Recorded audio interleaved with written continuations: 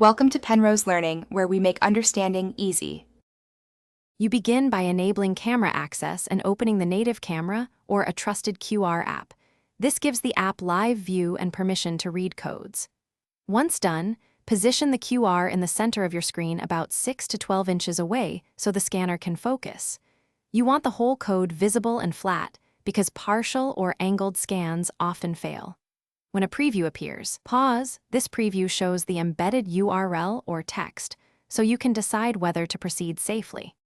Next, you tap the preview, which reveals the full URL or embedded content. This step tells you where the code leads and why you should or should not continue. Make sure to inspect the domain name and surrounding context because malicious codes often disguise links. If you want to research first, copy the link to your clipboard and paste it into a search field or safe browser. If your camera cannot decode the code, switch to Google Lens or a reputable scanner app.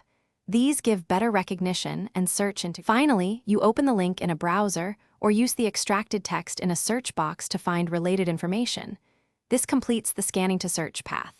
Make sure to bookmark or share results if you want to revisit them, and review any site permissions before granting access. If something goes wrong, one key troubleshooting tip is to clean your camera lens and improve lighting.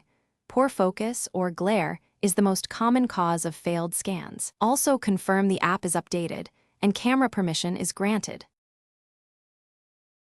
Thanks for watching. If this was helpful, leave a like and consider subscribing. See you next time.